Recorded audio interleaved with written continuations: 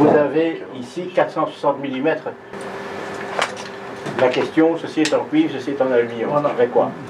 Papier crayon. Ça marcherait bien. Ça marcherait bien. Il faut donc faire le truc le plus simple possible. Je vous invite à le lire. C'est un tout petit manuel que vous mettrez sur la table de suivi.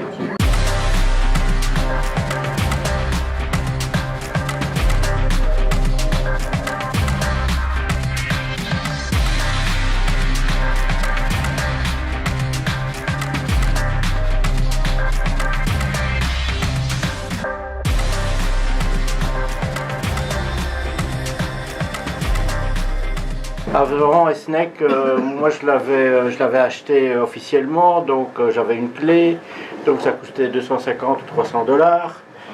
Et donc on a surtout utilisé Esnec à un moment donné pour les problèmes de dossier d'antenne. Retour en 2000-2001, chaque radioamateur devait faire un dossier de 50 pages pour les problèmes de danger des ondes, etc.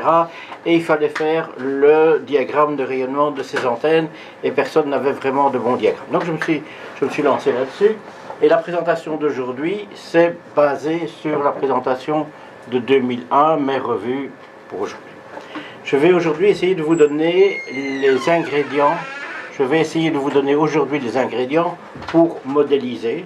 Les ingrédients, c'est-à-dire les briques, les ciments, les truelles, etc., pour pouvoir modéliser. Je vais vous donner les éléments maintenant. Je vais vous donner quelques exemples. Je vous donnerai aussi une bibliothèque avec 200 exemples de modélisation. Vous prenez là-dedans ce que vous voulez, vous essayez, vous modifiez, vous jouez avec Esnec. Donc voilà. Au fait, Esnec, c'est un programme de modélisation. Et modéliser, c'est quoi? Modéliser, c'est évaluer les performances à l'aide d'un modèle. Ce modèle est un modèle mathématique qui s'appelle Numerical Electromagnetical Code, NEC, NEC, qu'il faut entourer, qu'il faut mettre dans un programme. Et donc, dans les années 70, NEC tournait en Fortran.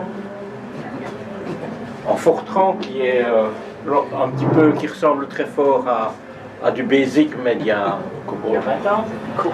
Ça tournait sur des ordinateurs de mainframe, très lents, avec des cartes. Et donc ça prenait un temps effroyable pour modéliser. Après ça, quand il y a eu des ordinateurs un petit peu décents, on a eu Mini-NEC, Esnec, NEC-Wing Plus et Mana. Mana était gratuit. Alors pourquoi est-ce qu'il faut modéliser? C'est d'abord pour mieux comprendre le fonctionnement des antennes. Ensuite, c'est pour vérifier ce qui est paru dans les articles, dans les magazines et sur les sites internet. Et puis pour essayer de trouver un meilleur compromis, de voir ce qu'on va améliorer ou détériorer en faisant telle et telle action. Et puis c'est de tester une antenne sans la construire. D'abord la tester, et puis si elle marche sur Esnec, alors on peut faire un modèle réel là-bas. Pardon, où est-ce qu'elle est? Ah oui, là, il est là, pardon, excusez-moi. Et puis, on pourra construire une antenne dont on sera à peu près sûr des performances. On dirait Zeus. Exprès. Alors, il fallait à ce moment-là, ce que la modélisation permettait de faire à l'époque, c'était de tracer les diagrammes nécessaires pour le dossier de protection des rayonnements de l'IBPT, ça date de 2001. Après ça, les communautés ont dit c'est nous les responsables pour la santé, donc l'IBPT n'a rien à voir, le fédéral n'a rien à voir avec ça, et chaque communauté a fait son petit règlement à sa sauce. Voilà. Quelles sont les composantes d'Esnec? Les composantes d'Esnec, c'est d'abord la géométrie, il faut définir les conducteurs. Il faut aussi définir l'environnement, c'est-à-dire le générateur, les matériaux, la fréquence, le sol. Il faut savoir quel diagramme on a envie de faire. Et puis, Esnec a été donc écrit par ce monsieur qui s'appelle Roy Llewellyn, W7 et Colima. C'est lui qui a fait un article très intéressant sur les balins et les courants de gaine. Ce monsieur-là a fait donc le programme. Alors je l'ai rencontré, je ne sais plus en quelle année, pour échanger ma clé contre une autre clé, je l'ai rencontré à Friedrichshafen. Il m'a dit, au fond, mes arrière-ancêtres étaient belges, ils étaient wallons, et le wallon est une déformation du mot le wallon. Et donc j'ai rencontré ce monsieur-là, il a fait plusieurs versions depuis 1990, et donc la version maintenant, elle est gratuite, je vous engage à la télécharger.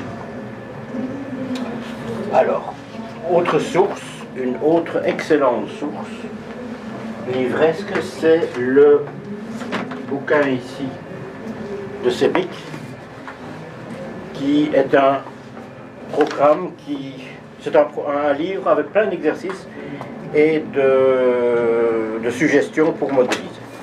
Je vous invite à le lire, c'est un tout petit manuel que vous mettrez sur la table de suivi. C'est ce qui m'a permis de démarrer. Alors, on a donc Sebic, on a Llewellyn et on a de nombreux articles et livres, et on a aussi quelque chose d'assez intéressant, c'est le site de ON5AU où il y a plein de documents intéressants. Alors on va commencer, on va se lancer dans le programme. Le programme est uniquement en anglais américain. Alors je ne vais pas traduire, il n'y a pas de traduction de ce programme-là. De temps en temps je vais vous dire la traduction en français, mais je vais toujours vous dire ce qui est écrit à l'écran, c'est-à-dire en anglais. D'accord? Donc je vais beaucoup vous parler de wires. Ici, les fils. Les fils, on va voir les fils. Apparemment, ce programme, en première vue, il n'est pas très super joli, c'est pas très excitant, là, un peu. Mais je l'aime bien, parce que les autres, parfois, il y a des grosses lignes, il y a des machins qui sont bien dessinés. Mais j'aime bien parce que c'est relativement précis, et c'est relativement dessiné fin. On va voir des exemples tout à l'heure. Alors, la chose la plus difficile dans ESNEC, et avec laquelle moi j'ai eu le plus difficile, c'est le tableau des wires, le tableau des fils, des conducteurs. ESNEC calcule des champs électromagnétiques en considérant de tout petits segments. Sur un fil comme ça, on va commencer par définir des petits segments. ESNEC va calculer le courant dans chacun des segments et va calculer le champ à distance presque à l'infini. On commence en général par la page que l'on appelle les wires, c'est-à-dire les fils et les conducteurs. C'est probablement l'unique fois que je vais vous donner la traduction. Et donc, voilà à quoi ressemble le tableau des wires. Donc, c'est un tableau où il y a les coordonnées X, Y, Z et la connexion. Le fil a deux bouts, donc il y aura un bout numéro 1 et un bout numéro 2. Vous vous souvenez de Raymond DeVos qui, avec son bout de bois, il avait deux bouts. Et ici aussi, il y a deux bouts. Il y a deux bouts au fil. Alors, un bout de fil a deux bouts. Ça s'appelle ici end 1 et end 2. Et donc, qu'est-ce qu'on va devoir définir? On va devoir définir les coordonnées. Alors, je sais bien que dans certains enseignements, c'est pas toujours la même chose, mais pour ESNEC, qui est fait aux États-Unis, ça c'est l'axe des X, ça c'est l'axe des Y, et ça c'est l'axe des Z. D'accord? L'axe des Z, toujours vers le haut, chez ESNEC. Donc, on va dans ce système de coordonnées mettre un fil et on va devoir définir les coordonnées X, Y, Z de chacune des extrémités. Alors, on va faire un petit exemple, je pense. Donc, un bout est défini par ces trois coordonnées, X, Y, Z. Pour chaque conducteur, il faudra donner deux choses, N1 et N2, c'est X, Y1, X1, Y1, Z1, et Xe, Y2, Z2. D'accord. Et là-dedans, Y va calculer les champs à partir de IDL, ça je vous l'ai dit. Alors on va faire une segmentation de ce fil et on va le faire en un certain nombre. Beaucoup. Alors beaucoup, mais il faut quand même, il y a des limites. Donc on peut, en général, sur une longueur d'onde, on aime bien faire des nombres impairs, donc on fait en général 11 segments ou, je sais pas moi, 23, 33, des choses comme ça. Ne segmentez pas trop, commencez par quelque chose de simple. Des nombres impairs, pourquoi? Parce qu'en général, on va mettre la source, on va la mettre au milieu d'un segment. Donc il faut qu'il y ait un segment au milieu. Donc c'est un nombre impair, forcément. Donc, segmenter avec assez de segments et toujours un nombre impair. Et alors on devra déterminer le diamètre des fils, les dimensions. Alors lorsqu'un radioamateur, lorsqu'on lui parle d'un dipôle normal pour la bande de 40 mètres, lui il voit ça comme ça. Ça c'est la vue d'un radioamateur normalement constitué. Excellent. Il voit un dipôle, il voit un fil de 20,72 m avec un diamètre de 3 mètres, il voit un câble coaxial qui pend dessus, et puis il voit l'adaptation, le Kioran-Ballen qui se trouve là. D'accord? Dans le système, dans SNEC, ça va être un petit peu différent. C'est-à-dire qu'on va avoir nos coordonnées X, Y et Z dans l'autre sens, et donc on va avoir un fil, on va dire le premier fil, et dont les coordonnées sont ceci. Donc 20,72 m, la moitié ça fait 10,36, 10,36,00. Pourquoi? Parce qu'il se trouve ici le Y il est 0, et le Z il est 0 aussi. Donc on va devoir définir l'extrémité numéro 1 et l'extrémité numéro 2. Moins 10,36,00, plus 10,36,00. Le centre étant la référence 0. Exactement. Et donc on va remplir notre tableau de cette façon-ci. Alors je vous ai dit, on va segmenter ça en un certain nombre de, j'ai dit diamètre 3 mm, diamètre 3 mm, ça se retrouve là-bas. Le nombre de segments 15, il est là. Et donc à partir de là, ça c'est le travail le plus compliqué à faire dans SNEC. Une fois que vous avez fait ça, vous avez, moi j'ai eu difficile à faire ça. Désolé, mais Jean-François me dit, pour moi c'est clair, oui c'est clair, mais pour franchir cette étape, c'est-à-dire de passer de là à là, il m'a fallu un petit bout de temps. Je le fais sur Mana, ça a été pareil. Ah oui. Parce que peut-être, je sais pas, notre cerveau ne fonctionne peut-être pas comme le sien, mais... Notre cerveau ne fonctionne pas comme le cerveau tordu.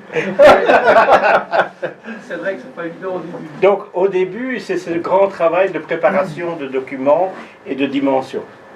Donc, pour préparer son travail, on peut prendre la documentation d'origine, dans laquelle il y a peut-être des dimensions. On doit essayer de trouver des axes de symétrie, le boom, le réflecteur. On doit peut-être mesurer réellement avec un mètre ou une latte combien de millimètres ça fait. On peut aussi travailler à l'échelle, on peut travailler sur du papier millimétré. Je suis encore de l'ancienne génération, donc je travaille encore avec du papier millimétré parfois. On peut travailler donc sur du papier millimétré, on peut interpoler, on peut dire voilà, je ne sais pas combien c'est, mais à mon avis ça devrait bien faire 30 cm. C'est le monsieur Dupont de la fois passée qui ne voyait pas la dimension. Alors on peut utiliser aussi, faire un dessin avec Orcat ou n'importe quoi, et on peut aussi utiliser les feuilles de Excel.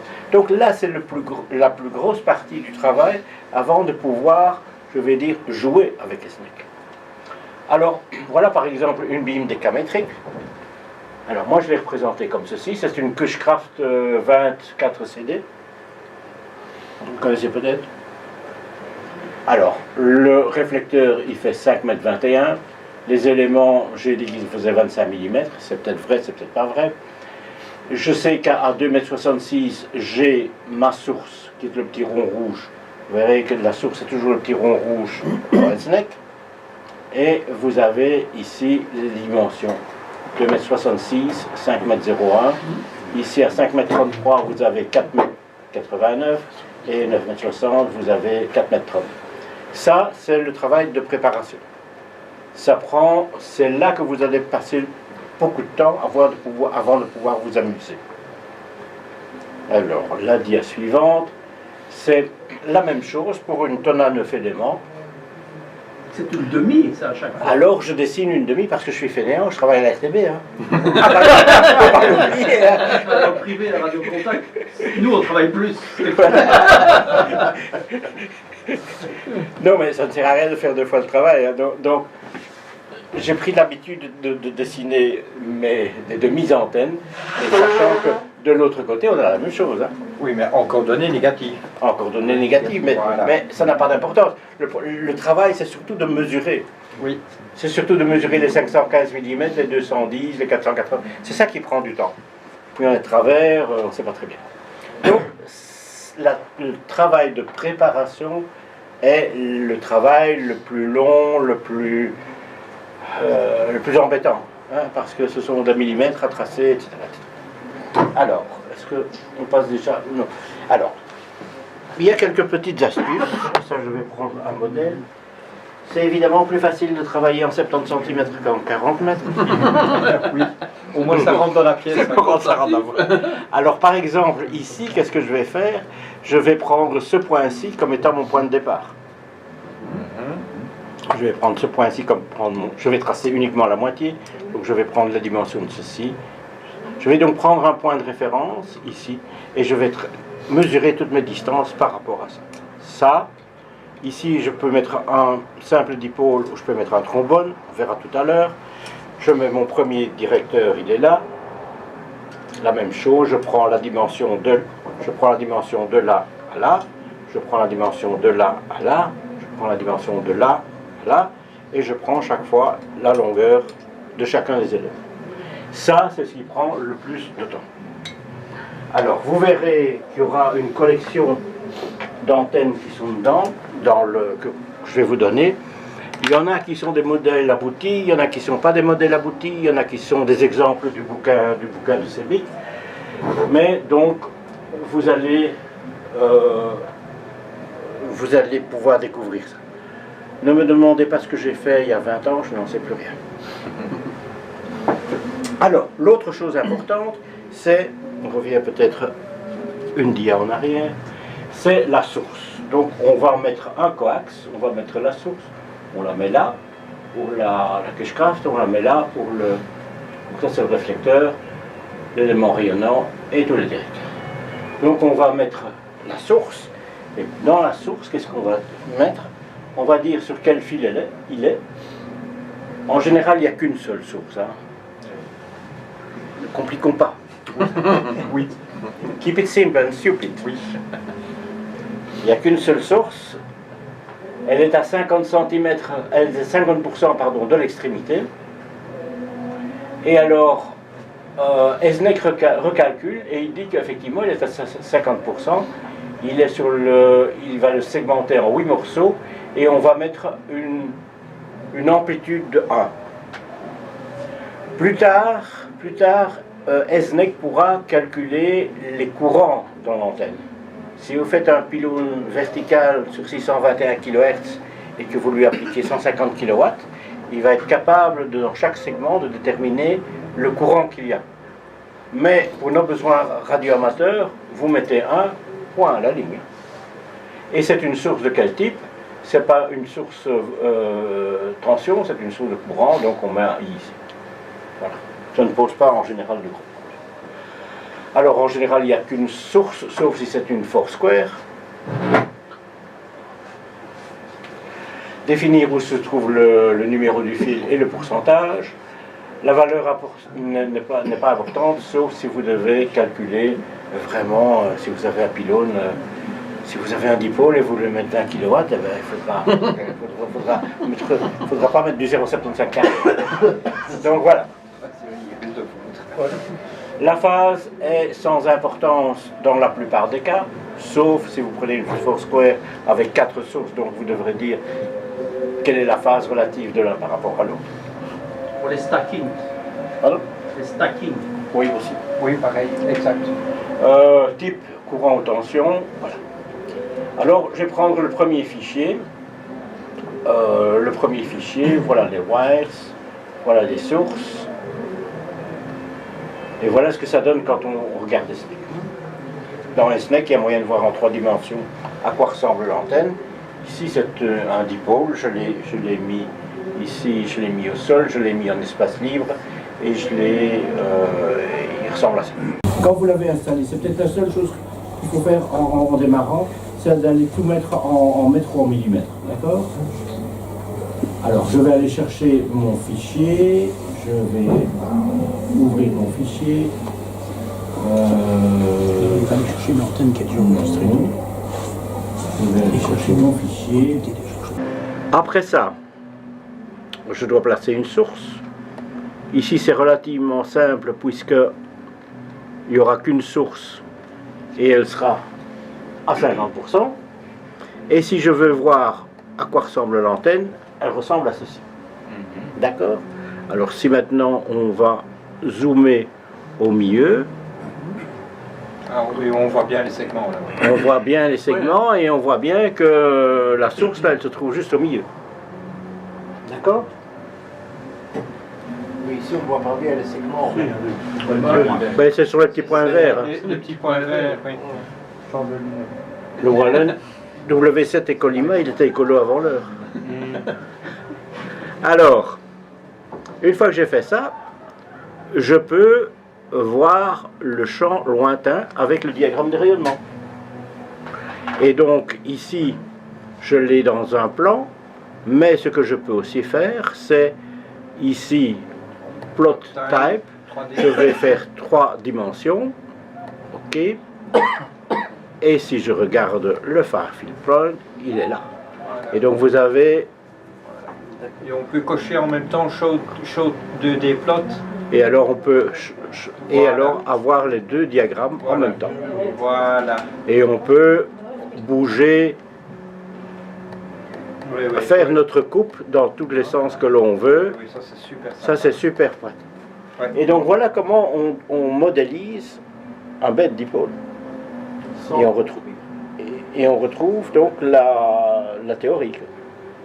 Ton dipôle, là, ta modélisation, elle est sur terre réelle ou elle est... Free space.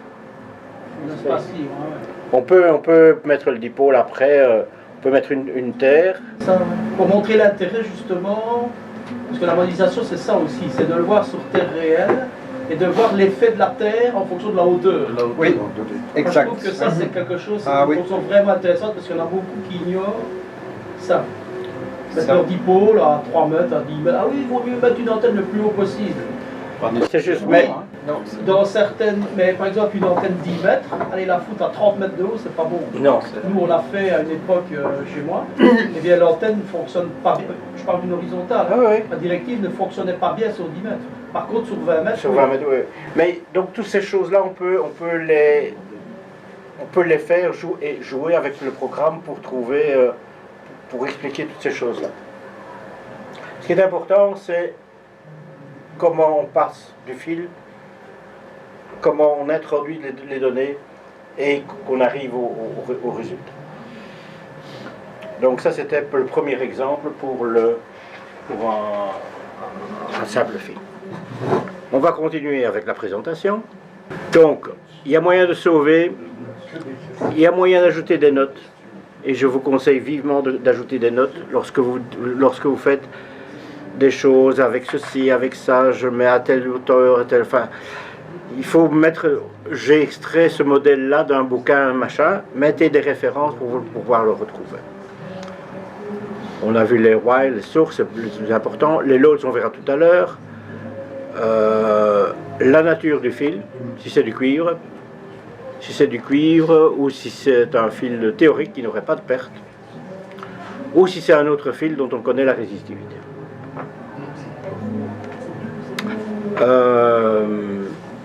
il y a même l'aluminium classique là.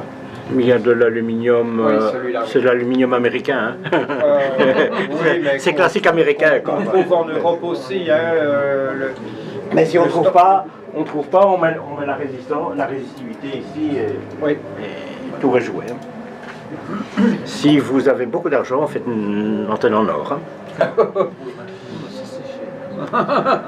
Bon, on va essayer de retourner à SNEC, à la présentation. Voilà. Donc, on revient en arrière. On est déjà à l'exemple numéro 8. Bon, donc ça on a vu ceci. On a vu. L'exemple numéro 2, c'est une Aigain 204 BA.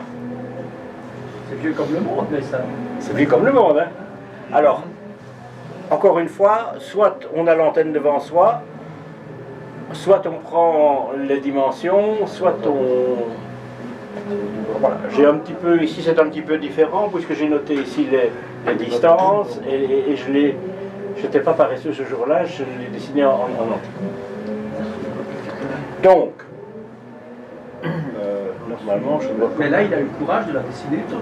Il n'a pas dessiné, il a pris dans la mémoire du truc. C'est ça qu'elle est complète. Attends, je vais peut-être reprendre diaporama à partir de la diapositive ici. Voilà, ça sera mieux. Donc, une Aigain. Donc, ici, j'ai mis toutes les... Ici, j'ai 4 fils, j'ai 4 éléments. L'antenne, j'en ai 1, 2, 3, 4. J'ai mis chaque fois ici les dimensions, les valeurs qui correspondent à ce tableau-là. Donc, c'est ce que je vous dis, là c'est un petit peu le départ, il faut un petit peu, oui, il y a un petit peu de travail à faire avant. Et pourquoi est-ce que tu commences par 5,20 m le réflecteur? Le réflecteur, il fait 2 fois 5,20 m. Hein. Oui, d'accord, mais le point d'alimentation... 0. Il est à 0. Je peux mettre 0, je peux faire ce que je veux. Si tu veux, tu peux commencer à prendre ceci comme point de référence, ou celui-là, ou ce point-là. Mais, encore une fois, ayant travaillé la RTB au Minderwerk-Coubé, au moins de travail, au mieux ça vaut, je me suis dit que bon, ben, le point le plus simple, c'est de commencer là. Ah, on n'est pas obligé de commencer par Tu peux commencer par le point que tu veux. Moi, je trouve que là, c'est l'idéal pour une BIM, parce que tu vas pouvoir calculer tout par rapport à ce point-là. Tu pourrais le faire par rapport à ici. Tu pourrais le faire par rapport à là. Tu pourrais le faire par rapport à ici. Je pensais qu'on partait à 0 au point d'alimentation. Non. Et qu'on mettait Pas une valeur nécessaire. négative pour le Ah, on pourrait. On pourrait. Mais on pourrait, et On alors pourrait. on met des négatives alors. Oui, Oui. mais de toute façon, comme on va faire le calcul à au champ à l'infini, ça ne change rien du tout. Il faut donc faire le truc le plus simple possible. En commençant par un bout ou l'autre, au moins on n'a pas de moins. Voilà, je pourrais commencer. On n'en a pas de moins. Quoi. Si je prends ici un point, ce point-ci, je devrais calculer toutes les Non, distances. c'est pour ça que j'ai les boyaux de la tête là. Vous vous rendez compte du travail que ça va faire. Tandis que si je prends ici, ben, c'est quand même ça. Qui existe. C'est quand même très très simple. J'ai l'impression que si tu pars d'une extrémité plutôt que de partir du centre, j'ai l'impression, je ne sais pas, mais je pense que quand tu vas faire ton diagramme de rayonnement, ton antenne sur le graphique va toujours va te donner l'impression qu'elle est décalée. Non? Elle est à l'infini. Hein. Le far field plot, je le calcule à l'infini, donc l'infini par rapport à ce point-là ou à ce point-là. Sur Mana, il y a une fonction qui te permet de dessiner l'antenne de façon, je vais dire, plus naturelle. Tu as une petite gomme, un petit crayon, tu sais dessiner en gros ton antenne comme on le ferait sur un bout de papier quasi, enfin pas tout à fait. Hein. Il y a une fonction qui est très intéressante pour ça. Celui-là, je ne sais pas. Et puis alors, tu as toutes les données mathématiques alors qui se mettent en coordonnées X, Y, Z. Ah, donc le 0 de Y, c'est parce que c'est le point de départ. Voilà. Oui. Je pense qu'il y a moyen aussi de tracer des éléments à main levée dans le repère. C'est fort possible. Ah, mais sur Mana, il y a un système qui le fait. Oui. En tous les cas, voilà, moi je vous explique que SNEC. Alors, non, là c'est dans l'autre sens qu'il doit aller. Donc, voilà notre truc, voilà notre... Et voilà à quoi ça ressemble. Donc on retrouve notre source ici, on retrouve nos 4 éléments. En réalité, c'est ça. Alors, en réalité, c'est ça. Alors, une question ça. Modéliser l'AirPin. C'est ça? Une question. Le bêta match. Oui. Comment est-ce qu'on fait, Pierre, pour dessiner le bêta match? Quand tu le Attends, il y a une modélises, question de Hans. attends, une chose à la fois. Quand tu le modélises, que tu mets ici un ballon, un truc, un machin, un bazar, à l'infini, il n'y a pas de différence. Ok. Tu mets ta source, il y a de toute façon du courant qui va passer dans ça et dans ça. C'est l'adaptation. Ok, juste. Donc tu mets Ça va. les pistons en tête. Et SNEC calcule le courant qu'il y a dans cet élément-là, dans chacun des segments, dans chacun des segments là-bas, par induction, par truc. Donc il va calculer tous ces courants-là, et il va les additionner à l'infini pour calculer le diagramme de rayonnement. Alors au final, quand tu vas faire ton résultat final, il va te dire, voilà, l'antenne est à la résonance sur telle fréquence, mais au point d'alimentation, il y a 300 ohms, au lieu d'en avoir 50. Et à toi de savoir que tu dois À toi de dire, débrouille-toi, fais pour que ça devienne 50 ohms. Parce que la question c'était ceci. Tu vas peut-être en parler, mais il y a une fonction SWR. Et donc à ce moment-là, si on dessine le bêta match qui se trouve là au milieu, en fonction des dimensions du bêta match, est-ce que en activant la fonction SWR, on va voir qu'en modifiant, on arrive tout doucement à rabaisser le SWR parce qu'on s'approche des 50 ohms. Le but, c'est plutôt de voir le diagramme de rayonnement. Ok, L'adaptation, on fait ça après. ok. Quand on est sûr que son angle d'ouverture comme ça et comme ça, à ce moment-là, on s'occupe après de l'adaptation. Ok. C'est un problème, je ne vais pas dire secondaire, principal, mais Phase suivante. une autre phase. Une question. Dans le tableau, tu présentes les 4 éléments avec un segment de 11. Chaque fois 11, ça a une importance capitale, ou bien on pourrait imaginer que par exemple pour l'émetteur, je vais mettre 23. Oui, ça n'a pas d'importance. Ce qu'on peut aussi faire avec SNEC, c'est des calculs de convergence. Donc tu commences avec, par exemple, 7 segments, tu fais un premier modèle, puis tu changes, parce que c'est très facile à faire après changer le nombre de segments. Tu en mets 111, puis tu vois la différence. Et à un moment donné, tu vas te dire, pour ce genre d'antenne-là, 11 segments, une demi-onde, 11 segments, allez, c'est bon. Bon, j'en arrive à ce stade-là. Hein. Je vais modéliser un truc comme ceci. C'est un quart d'onde. Donc, si je mets 7 segments, 9 segments, c'est bon. Il faut savoir aussi que la version gratuite des SNEC, c'était je crois 15 segments, enfin c'était très Oui, très c'est réduit. pas illimité. Et donc il fallait payer 450 $ pour pouvoir avoir la version complète avec 10 000 segments. Et je ne comprends pas la valeur de 3,121 m. C'est l'écartement. Entre le premier, Je l'ai peut-être fait en pouces et puis entre le premier et le deuxième. Voilà. C'est comme ça. Voilà. Ici il y a 3 mètres 12. D'ici à là, il y a 3 mètres 12. Ça c'est le point 0. 3 mètres 12, 5 mètres 38, 7 mètres 80. Oui, donc c'est pour ça qu'il a encore donné Y, parce que c'est dans l'autre axe, parce que c'est un écartement entre éléments et non pas des longueurs d'éléments. Mais oui, mais moi, dans ce que j'ai appris, le Z là, c'est l'Y. Oui. Oui, bah oui, Oui, mais Européen. je peux appeler ça poisson, tortue et vache, hein, ça marche aussi. Hein. C'est 3 axes. Ouais, mais quand on a une gymnastique mentale avec X et Y, Je peux appeler. le Z étant. Oui. Il faut les inverser. Je peux appeler ça. Je peux appeler ça. Tout ça c'est une convention. Hein. C'est une convention. Alors nous avons eu cette convention là à l'Athénée et dans nos écoles, mais eux ils ont eu une autre truc de. Peu importe. En fait, on s'y fait très vite. On s'y fait très vite. Alors, 9 éléments croisés, c'est la même chose. On commence par dessiner, calculer les longueurs, on remplit le tableau. Alors, il y a deux antennes ici. Hein. Il y a cette antenne-ci qui est une des deux antennes en verticale et l'autre qui est en horizontale. Hein. Et ici, vous voyez, j'ai pris 15 segments, mais ça n'a pas beaucoup d'importance. J'ai mis partout 6 mm de diamètre, et voilà.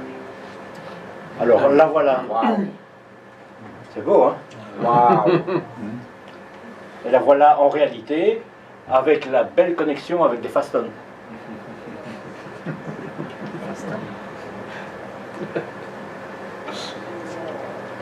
Alors, le problème pour les radioamateurs, c'est les trappes. En fait, une trappe, c'est un circuit RLC. Et donc, il y a moyen de modéliser aussi des antennes à trappe. C'est assez compliqué, c'est assez complexe, parce qu'il faut, si vous voulez, mettre dans le fil, il faut mettre un circuit LC. C'est aussi un circuit que l'on met sur un point. Un petit peu comme le... donc, c'est un petit peu... C'est pas vraiment la réalité, mais ça s'en approche. Et donc, il y a deux types de conception de trappes. C'est la famille des Cushcraft, etc., où ils mettent une trappe pour 10 mètres et une trappe pour 15 mètres. Et il y a une autre conception, c'est le Fritzel, qui fait deux trappes et qui mettent le tout dans une trappe très longue. Tout ça est possible. Il est possible de modéliser ça. Maintenant, c'est vrai que l'erreur qu'on va faire par rapport à la réalité, il y a une certaine erreur. Ça, si en réalité, ici, on a presque 30 cm de tuyaux, c'est un petit peu... Mais ça donne quand même une idée, et pour l'IBPT, et pour le dossier de trucs, c'était bon. Tout est bon dans le cochon. Alors, voilà les trappes, j'en ai... Bon, voilà. Schéma équivalent, une de ces trappes-là, c'est une self et une kappa, et le schéma équivalent, c'est ça.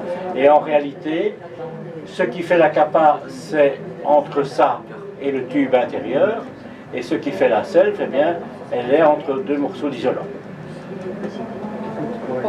Schéma équivalent, c'est ça. Et schéma suivant. Donc la Fritzel, un seul élément en 3 bandes, je l'ai modélisé. Et là, j'ai mis des loads, j'ai mis des charges RLC. Donc j'ai calculé, je ne sais plus comment j'ai fait, j'ai calculé des micro-henries, des picofarads, et je les ai mises sur le fil numéro 1, 2, 3 et 4. Ça va? Pourquoi 0 en RX-Freak? Pardon? Pourquoi 0 sur RX-Freak? 0 mégas? Parce qu'il y a moyen de calculer, de donner la fréquence et de calculer alors la fréquence de résonance. Les sources, il n'y en a qu'une, et donc voilà ce que ça donne. Donc, voilà, c'est un seul élément sur lequel, au fait, ici, j'ai mis 5 morceaux de conducteurs. J'ai mis le 1, le 2, le 3. Pourquoi est-ce que j'ai mis 3 morceaux? Ah non, j'ai mis 1, 2, 3, 4, 5, 6. Et donc, j'ai chaque fois mis les éléments à cet endroit-là. Ok. Ça va? Alors, un petit peu plus compliqué. J'ai utilisé pour les contests un ancien pylône TV 3 x 6 mètres suivi d'une flèche de 2,50 m pour faire rayonner ça sur 3,5 et 40. 3,5 et 7 mégas, pardon. Alors comment est-ce que j'ai fait? Eh bien, pour modéliser ça, c'est pour vous montrer la complexité et la puissance du programme. Hein, parce que jusqu'à présent, nous étions dans des modèles relativement classiques. Ici, qu'est-ce que j'ai fait? Eh bien, j'ai pris une feuille Excel et j'ai modélisé. Donc, j'ai développé d'abord le pylône, je l'ai déplié. Et puis, j'ai calculé, donc, ici, les différentes valeurs en utilisant les formules, etc. Ça prend du temps, évidemment. Ça prend du temps. Ça prend du temps, ça prend un certain temps, comme le fil du canon. Alors voilà ce que ça donne en réalité. Voilà ce que ça donne en réalité. Ça c'est donc 3 x 6 mètres et une flèche de 2,50 m pour les bandes basses. Et voilà quand c'est modélisé.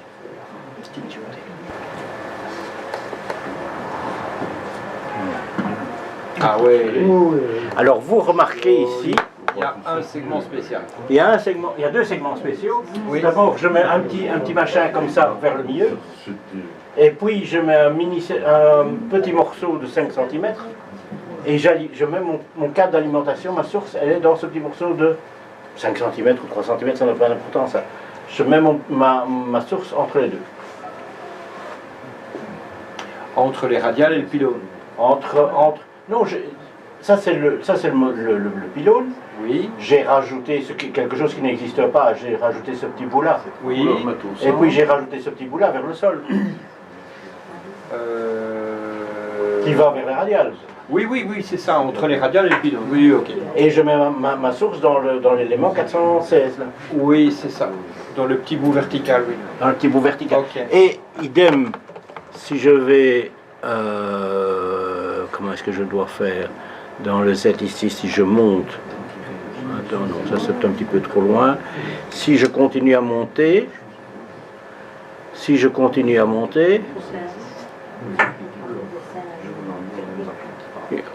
Il y a déjà pas mal de segments. Hein. Oui, t'es à la moitié là, dans les deux sens. Je vais avoir le vertige.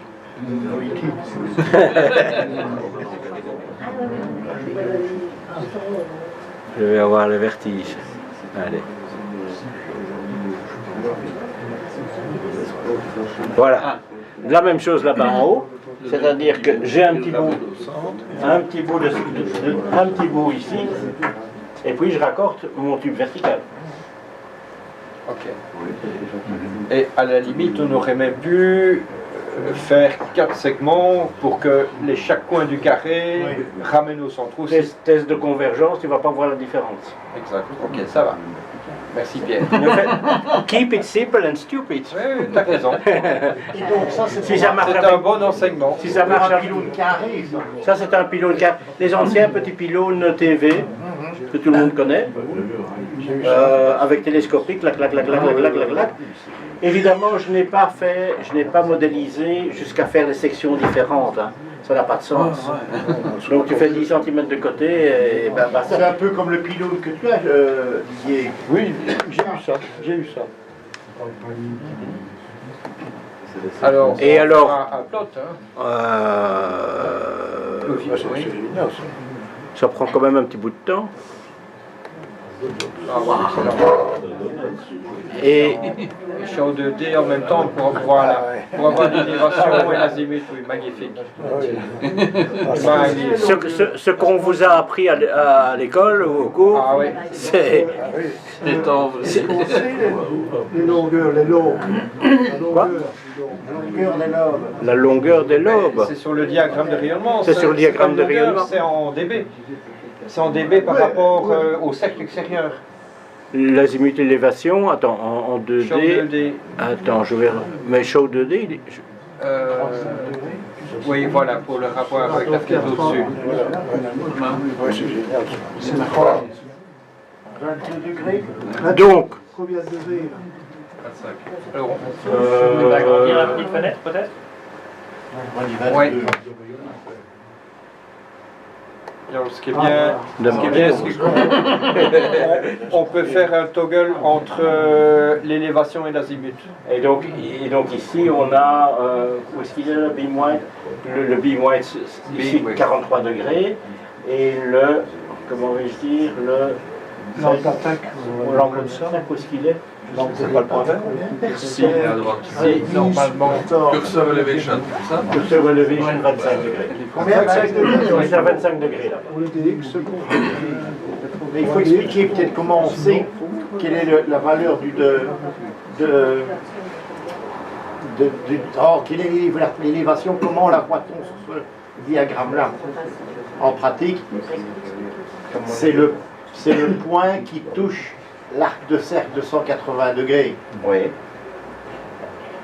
Oui, mais si on ne le sait pas, c'est le point vert Oui. qui est l'intersection entre Voilà. le lobe et la courbe de 180 degrés. C'est là qu'on détermine l'angle d'élévation, sachant que la verticale où il est mis 0 dB qui descend et celle à droite qui est horizontale, représente 90 degrés. Donc le demi-cercle représente 180 degrés. Et donc le point à droite est situé. Le point vert indique l'angle, le lobe dans lequel elle a le maximum de gain. Voilà, à 22 degrés d'élévation. Voilà, c'est là qu'elle donne tout son gain, à 25 degrés. Voilà.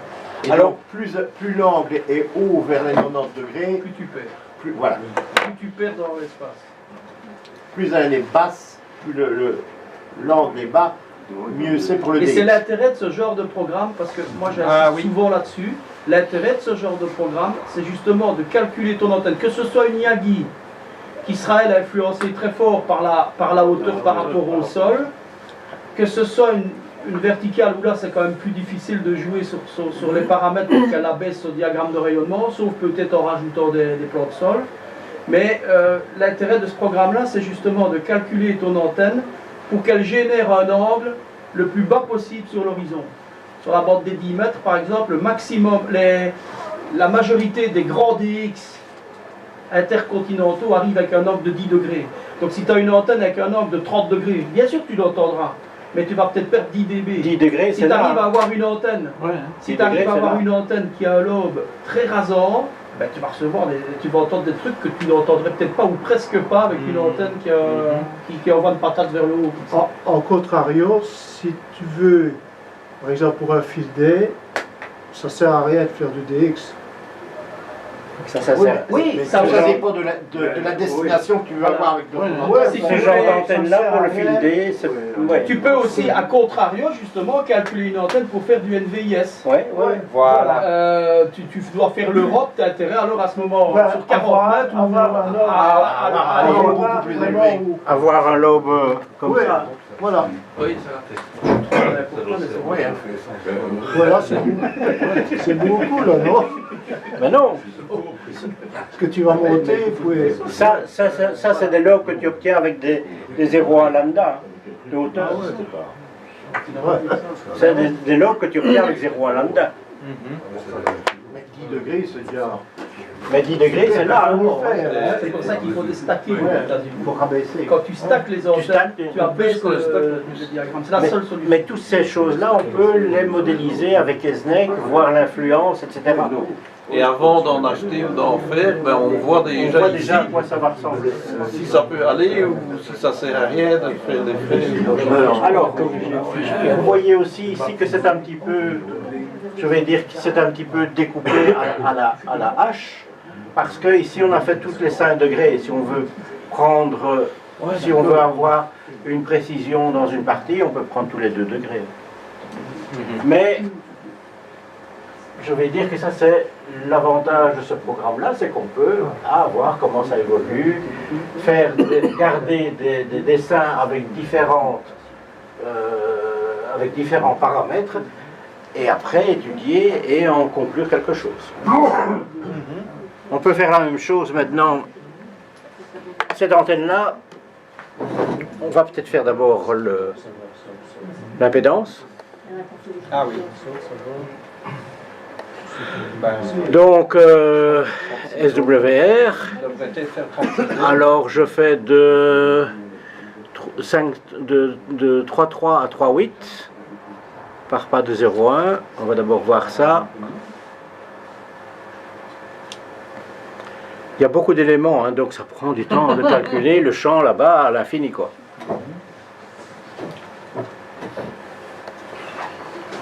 Voilà.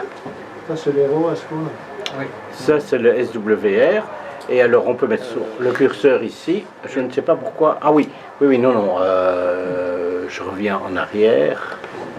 Je vais recalculer le SWR.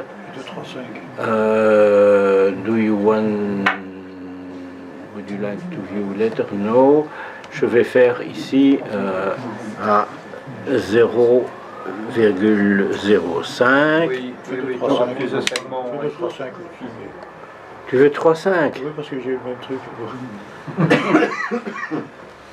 3,5 à 3,8. Oui. On va faire par pas de 50 kHz. Ça va prendre un petit peu plus de temps parce que bon, il y a... En fait, j'allais d'un bout à l'autre sans coupleur. C'est rien de boire une tasse de café pendant ça. Voilà. Ah ouais. Et donc, voilà.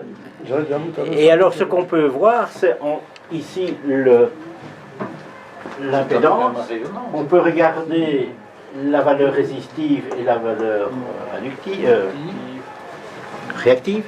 Et donc, à un moment donné, À la résonance, t'as combien? Oui. alors, on est ici à moins 14, moins 2, plus 0,8. Donc, la résonance se trouve quelque part entre les deux. On peut évidemment encore aller plus fin, etc., mais on voit bien que, voilà, ça c'est pas le point le plus bas, c'est parfois un petit peu plus haut que ça. Oui, c'est exact. Donc c'est... Et on voit qu'on a 34 ohms qui est proche de l'impédance théorique d'une grande plaine de 36 ohms. C'est juste. Donc ce qu'on avait dit au cours, c'est juste. Magnifique. Yes, Pierre. Excellent professeur. Alors on peut faire la même chose, on peut dire voilà, mais maintenant que j'ai fait ça, je peux peut-être changer de fréquence. Et j'ai envie de voir ce qui se passe à 7 mégas. 7.1. Ah oui, donc elle va fonctionner en demi-onde. Donc elle va fonctionner en demi-onde. Ok. Donc elle va avoir une impédance très très haute. Ah oui, d'habitude. Mais c'est fabuleux comme truc. Oui, mais c'est-à-dire que dans le cadre de l'exemple qu'il a donné là, avec son pylône, il peut rajouter des radiales et voir l'effet que ça va. Tu rajoutes des radiales, tu en enlèves et tu vois l'effet que ça donne. Tant sur l'impédance que sur le rendement de l'antenne. Tout à fait. Ah, oula. Ça, c'est le chapeau de ma grand-mère. Un peu plus compliqué. Attends, je vais prendre uniquement un des trucs à partir. Attends. Plotter, pas le 3D, on va faire l'élévation. Elle était à la base taillée sur combien cette antenne de pylône? 80. Et là tu passes à 7 mégas. Et là je oui, passe. Donc, du coup ça devient Une. je ne sais pas quoi. Elle était quoi, en quart d'onde ou en demi-onde? Parce que j'ai pas vu moi sur le. Elle était en quart d'onde. En quart d'onde sur 80 mètres. Et là elle deviendrait une demi-onde, mais une demi-onde mal adaptée. Ah ben donc il y a moyen de ça. Voilà. Oui, parce que du coup il y a ma match et tout ça. Mais au pied, au fait, ce que j'avais au pied, j'avais une grande boîte de couplage avec des relais. Hein. Et donc j'avais 3 coupleurs, enfin non, en 80 mètres elle était en direct, et sur 40 et 160, il y avait les selfs et les capacités de... Ok. Mais ça aussi c'est intéressant à expliquer parce que bien souvent il y a des gens qui croient que plus leur antenne va être longue, ah c'est mieux, moi j'ai un fil qui fait 80 mètres. Mais ça dépend, si tu l'utilises sur 160 mètres, oui, ça va être bon parce qu'elle est en demi-onde. Il faut savoir qu'une antenne au-dessus de 5/8 d'onde, elle commence à avoir des lobes de diagrammes qui sont totalement imprévisibles. Exact. Et qui vont être parfois totalement biscornus. Ça sert à rien d'avoir une antenne qui envoie des lobes vers le haut, vers le bas, et bien souvent un long fil. Quand on l'utilise sur plusieurs bandes, ben oui, sur 80 mètres, il va aller ou sur 160 mètres parce qu'il est pile à la bonne longueur. Alors, tu vas descendre, par exemple, tu vas l'utiliser sur 10 mètres, oui, tu vas réussir à l'accorder, soit avec un tuner, soit avec un système d'accord. Mais le problème, elle va développer 10 longueurs d'onde peut-être. Et là, à 10 longueurs d'onde, tu as tous des petits lobes qui sont en mauvais ciel et qui sont totalement inefficaces. Quoi. Oui, exact. Impédance 526 ohms. Hein. Ah mais oui. Oui, Ah oui, du coup, bah oui, la pédance, il n'y a plus rien qui est... Donc il faut un petit coupleur. Mais tu vas coupler, donc ça veut dire que tu vas trahir ton émetteur parce que tu vas lui dire regarde, tu as une bonne impédance, mais seulement le système va mal fonctionner avec un très mauvais rendement. Et c'est ça qu'il faut expliquer aussi au nouveau. Les coupleurs d'antenne, c'est une emplate sur une jambe de bois. Hein, ça fait croire à ton émetteur que ok, il peut cracher sa puissance, mais il n'y a rien qui va. Et pire que ça, si tu couples avec un coax derrière entre ton installation et l'antenne, tu coupes le coax et le coax commence à rayonner. La masse du coax rayonne et tu perds une grosse majorité de la puissance dans la terre, dans les murs et compagnie. Donc les coupleurs, c'est une emplate sur une jambe de bois. Ou alors ici, ce qu'on peut faire, c'est un un. C'est un genre d'autotransfo, donc c'est un qui est comme un autotransformateur où on attaque quelques spires en 50 ohms et le restant des spires va amener l'impédance à 500. Ici on avait 526 ohms et donc avec un rapport de 10 sur 1 ou de 9 sur 1, on peut avoir les 500 ohms à partir de 50 ohms. Donc comme un autotransfo. Juste, Pierre. Oui, oui, oui. Mais donc je reprends le diagramme de rayonnement. mon chapeau là-bas et on peut voir un chapeau de curé. Ah, c'est un des desserts que je préfère, moi.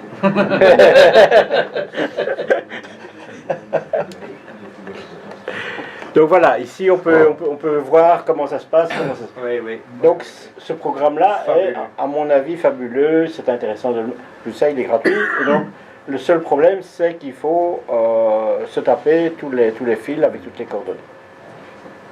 Mais vous aurez sur le site, j'espère que c'est possible, un programme avec des centaines.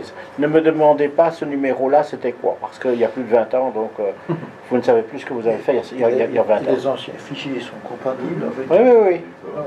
Et ce sont des fichiers EcoZulu avec l'extension EZ, mais les fichiers NEC fonctionnent aussi. Oui. Il y a juste 2-3 trucs qui ne prend pas, mais enfin on peut les récupérer en... Et là c'est intéressant, l'angle de départ est quand même beaucoup plus moins. Il est très bas, hein. C'est-à-dire que le lobe, là, c'est divisé en deux. Ah oui, mais tu as deux lobes. Et tu perds évidemment tout ce qui part vers le haut. Exactement. Et si notre ami Pierre voulait mettre 14 mégas par exemple, rien que pour rigoler, tu vas voir que tu vas attraper plus. Je parie, je mets ma main à couper. Tu vas avoir un hérisson. Bah, tu vas avoir 3-4 lobes. Oui, oui, ça avec voudrait... chaque fois la chef qui se partage dans tous ces lobes-là. Oui, ça vaudrait la peine. Et tu vas avoir 3-4 lobes qui sont totalement... Alors, pendant qu'on est ici, il y a une fonction rescale, redimensionnée. Au fait, si votre antenne fonctionne convenablement sur 5,2 mégas et que vous voulez l'avoir sur 7 mégas, vous faites un rescale et vous avez toutes les dimensions idéal. en un clin d'œil. Il calcule la longueur des éléments. Quoi? Il calcule la longueur des Il recalcule les éléments en un clin d'œil. Rescale. Vraiment bien fait. Alors, les workarounds, c'est travailler autour. Donc, à certains moments donnés, vous n'allez pas savoir comment modéliser le truc. Par exemple, SNEC ne fait pas les conducteurs qui sont ronds. Donc, si vous avez un dipôle comme ça, eh bien, soit vous faites une connexion comme ça, soit vous faites une connexion comme ça, soit vous faites une connexion comme ça, vous faites modéliser 3 fois, et vous allez voir que ça, c'est amplement suffisant. Mais donc voilà, les workarounds pour faire ça, ça doit être un dipôle de mètre à mon avis. C'est un dipôle de mètre. Vous voyez, vous avez ici, il est là. Alors, c'est relativement simple. Vous avez ici 460 mm. Donc vous avez un dipôle qui fait presque 1 mètre. Et donc les deux petits bouts vont l'allonger et vont vous faire... Ça c'est le dipôle Flexayagi. Donc j'ai ici ma source. Et j'ai mon arrondi ici qui est un petit peu droit. Tu peux aller plus loin, mais tu verras que ça ne sert à rien.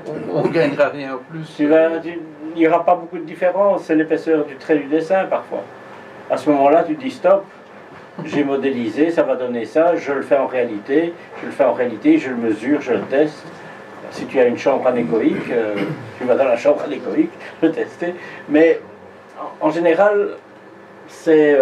donc il y a un des workarounds aussi, ça a été mon pylône, quand j'ai fait le petit bout de trait en dessous et le petit bout de trait vertical. Ça n'existe pas en réalité, donc je tourne autour du pot et je fais quand même ce que j'ai envie de faire. D'accord. Alors, en résumé, donc on va chercher les dimensions physiques pour compléter le tableau des wires. On cherche un axe de symétrie des dessins des tableaux des XLS. On essaie de se rendre la vie la plus simple possible. Et on utilise des workarounds pour contourner les problèmes. Dans le tableau des wires, il y a aussi les create, les edit, les authors. il y a moyen de... On peut supprimer des trucs, on peut créer des hélices, des radiales et des plans de masse. Et commencer d'abord à modéliser un doublet, un dipôle, simple, puis etc. un simple fil, une petite beam décamétrique, et puis vous y allez au fur et à mesure. Dans les hauteurs, on peut aussi importer des fichiers texte avec des espaces. On peut changer toute la hauteur d'un seul coup en change 8 by autant de mètres. On peut changer les unités. Ça, c'est très intéressant parce que parfois, on trouve un machin américain et puis bon, on a envie de changer d'unité. On peut changer les unités en gardant le bouton, en gardant le nombre. Ça, c'est le bouton que j'appelle ZUT. C'est trompé. C'est trompé. Au lieu de tout faire, on fait Change Unit 20. Alors, on retourne à la vitesse, à la fenêtre principale. La fréquence, on a vu. On peut aussi avoir des types de... Voilà, ça on a vu, hein. La fréquence, le rescale. On peut aussi ajouter un sol. Donc, on peut faire soit en espace libre, avec un sol parfait, avec un sol réel de ce type-là et de ce type-là. Bon, ça c'est la HB9, la HC204BA qu'on a vu là tout à l'heure. En espace libre, c'est ça, à 12 mètres du sol, c'est ça. Ce que je disais tantôt. Ben oui. Oui. Oui. Voilà. Mais c'était fait avant. Je ne l'ai pas fait entre-temps. Hein. Voilà, diagramme de rayonnement dans l'autre sens, à 12 mètres du sol, voilà. On peut... Il n'est pas nécessaire non plus de prendre exactement l'antenne que l'on va acheter. Hein. Oui. On peut aussi en premier lieu prendre une 4 éléments, 20 mètres et débuter à partir de ça, ou 3 éléments ou 6 éléments. On peut prendre un modèle existant, voir un petit peu ce que ça donne et puis aller de plus en plus finement dans l'analyse. SWR, on en a parlé, je pense. Oui. Il y avait encore quelque chose d'autre à dire, non? Je pense pas. Ah oui, on peut faire deux impédances. On peut faire une impédance alternative. Je n'ai pas souvent utilisé ça. On peut faire 75 ohms ou 200 ohms. Alors, très important, le plan E et le plan H.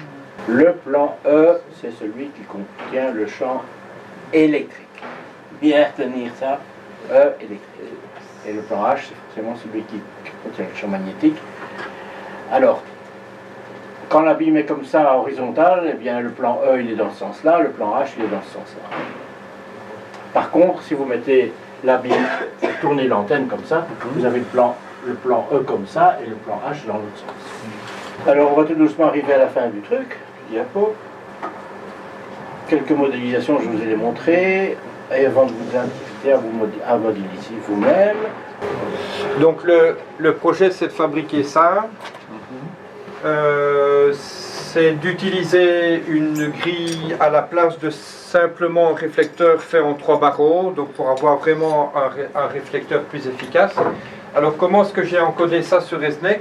Ben, j'ai fait un wire. Comme ce sont des mailles, des petites mailles, je ne vais pas m'amuser à mettre plein de segments par maille. Donc j'ai mis un segment par maille.